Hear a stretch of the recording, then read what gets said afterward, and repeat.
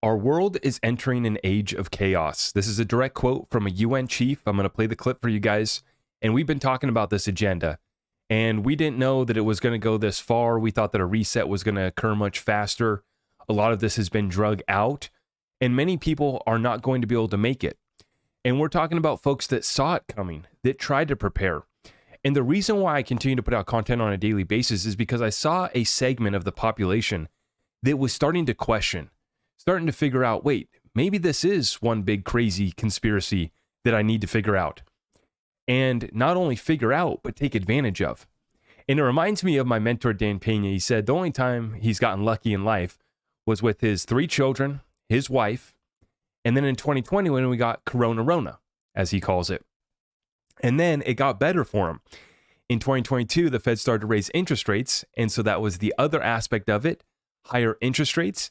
And then finally, Mr. Putin invading Ukraine. Now, we're not discounting the loss of life, and we definitely are praying for peace.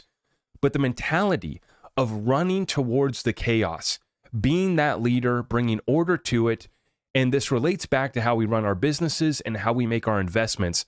This is why I've been saying since the beginning of this year that it is time to set your intentions, stay focused, protect your energy, and bring order to the chaos around us. This is what we set out to do this year. And really, we've been doing it for the past few years, right? That I've been making content on a daily basis. We thought this would occur faster. Here we are in 2024, and we're still fighting this thing out. And no one said it was going to be easy. I thought that it was going to occur faster, but here we are. This is the cards that we've been dealt. And, this is exactly a mentality that we're going to stick to, which is running towards the gunfire and taking out anyone in our way as we go to achieve our objectives and our goals for our businesses, for our investments, and for our family. Let's get right on into it, folks. Here is the UN chief. I'm going to play this clip for you guys. He says, our world is entering an age of chaos. Let's listen in. The United Nations Security Council, the primary platform for questions of global peace, is deadlocked by geopolitical fissures. This is not the first time the Council has been divided, but it is the worst. Today's dysfunction is deeper and more dangerous. During the Cold War, well-established mechanisms helped manage superpower relations. In today's multipolar world, such mechanisms are missing. And so our world is entering in an age of chaos. And we are seeing the result, a dangerous, unpredictable free-for-all with total impunity. And as you heard it right there, right, we are entering an age of chaos being recognized. And one would suggest maybe that some of these elitists are the ones that set this in motion and are making it more difficult than it has to be. See, all we wanted was a peaceful transition to a level playing field. That's all we ever asked for, right? And their mentality, their agenda appears to be not a level playing field type of reset, but a reset of dividing us up between the haves and the have-nots, dividing us between every other, wealth, income, inequality, race, religion, who you love. And you guys already know that. And so for me, this is all part of the distractions, right? They're acknowledging the fact that is there for everybody to see if you don't have the complete blinders on. If you take a minute to turn off the Kardashians and get plugged in with what's taking place with the geopolitics. And, to this point, it's fantastic to me that we're going to get to listen later today to Tucker Carlson interview Mr. Putin, because we need to have the conversations. Whether we agree with somebody or not, we need to be able to hear the other side. And, this is kind of something that we've been going through in the XRP ledger community here lately with the AMMs too, and with a few other amendments, right?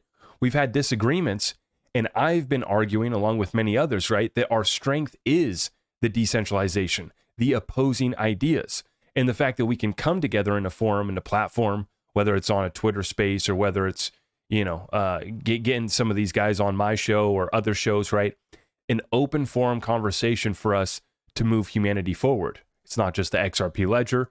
We're also all the way up to the UN, all the way up to the World Economic Forum. That's why I'm a fan of Brad Garlinghouse going into the enemy's territory, confronting them where this is taking place and saying, hey, I think that the direction that we're heading, right, this isn't what our agenda should be. And so this is why I continue to stand up and say, we got to call this out for what it is. These people have a plan to take you out of building wealth, achieving any sort of middle-class standard of living that we thought was an American dream, right? They are here to destroy that, take that opportunity away from you. And if you are still in the game, you are still taking actions, well, then they have a plethora of distractions as well. And I was having a conversation with my Discord group in our Discord weekly call every Saturday, right? And we were talking about how there is no competition out here, guys. Your competition is someone who's plugged into the matrix completely, whether they got the Apple Vision goggles on, whether they're just in la la land, whether it's, they get offended if you just have a different opinion, right? They have no chance of competing with you when it comes to business. They have no chance of competing with you when it comes to getting a job. And so as it gets more competitive out here, as our economy enters a deeper recession, this is why we have to lean into this and take advantage of this opportunity.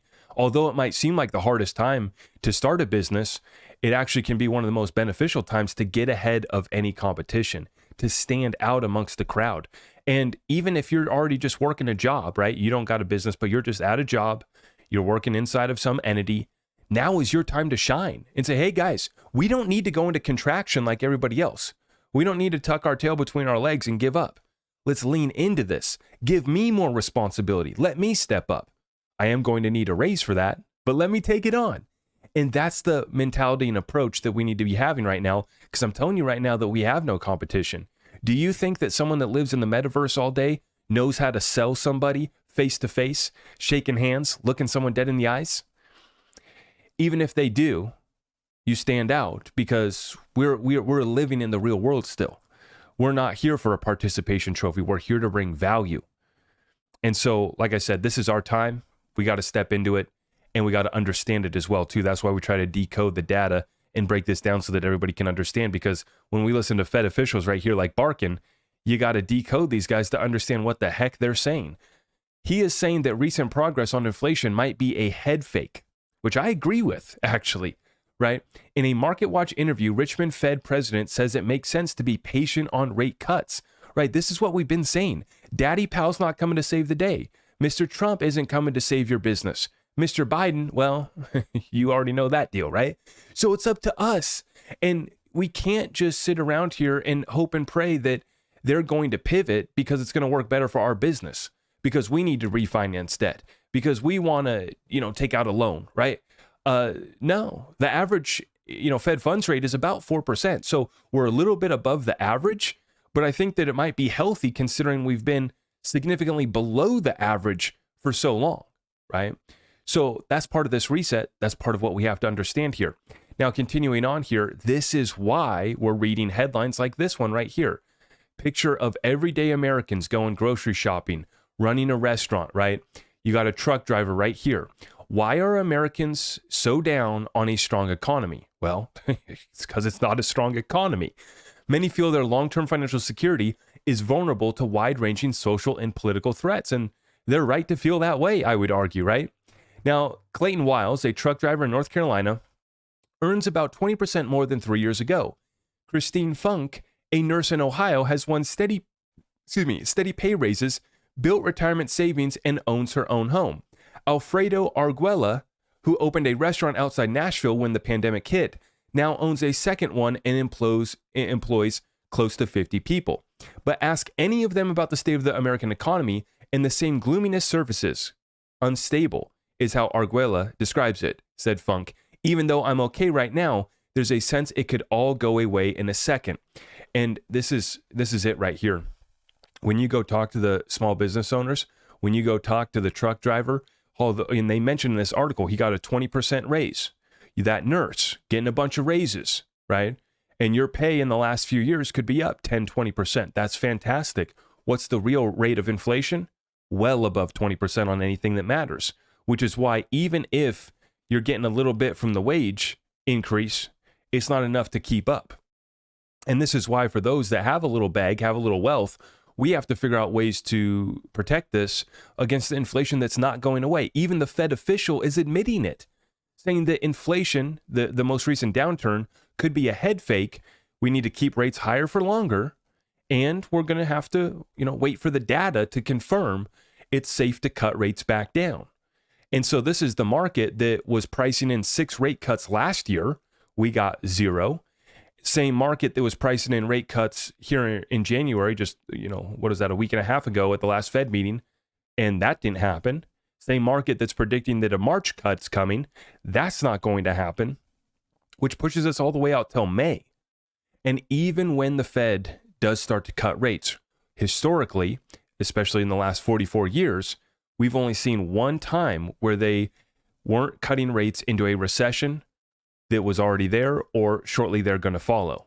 And the one time that they got away with this was in 85 and 86, where the market did one more rally up right before the market crash of 87, one of the worst crashes in our history.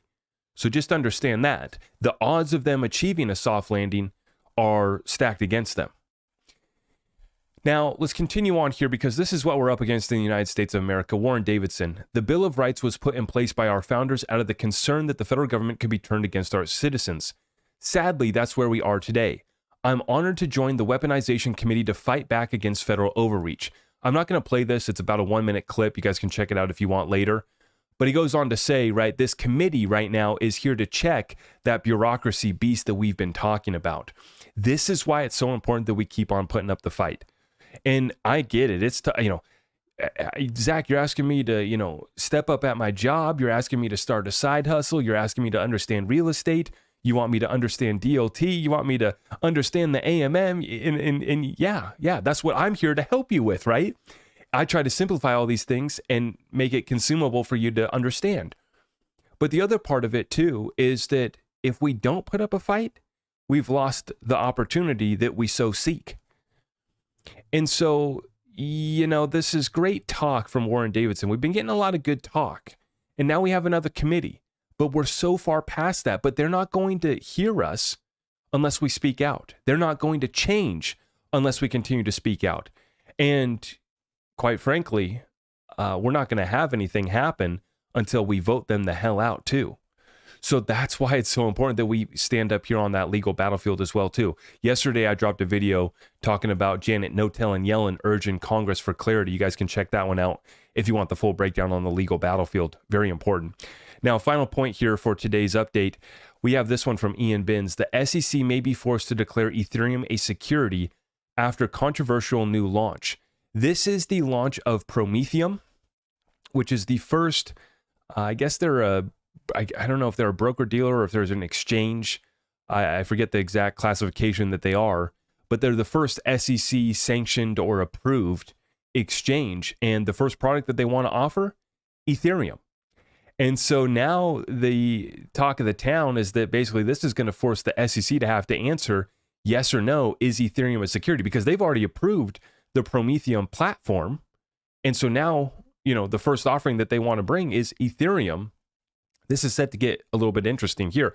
And obviously, the SEC's already kind of been backed into a corner with the spot Ethereum ETF. We're going to be watching that one closely as the final deadline that we're looking for that is going to be coming in May.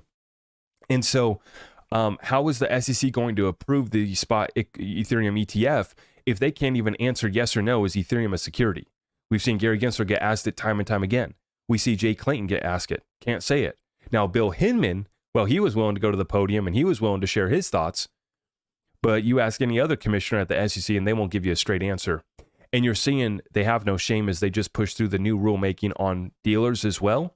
And they are specifically mentioning AMMs, which I just happen to find that as a very strange coincidence. Right as the XRP ledger is set to get an AMM, we have the SEC changing the definition of what a broker-dealer is and including AMM providers, liquidity providers, saying that they need to go register as dealers.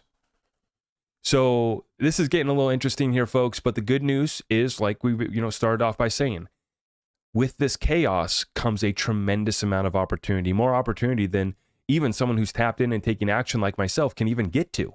That's why I'm encouraging you guys, right? I want to partner up with you guys, right?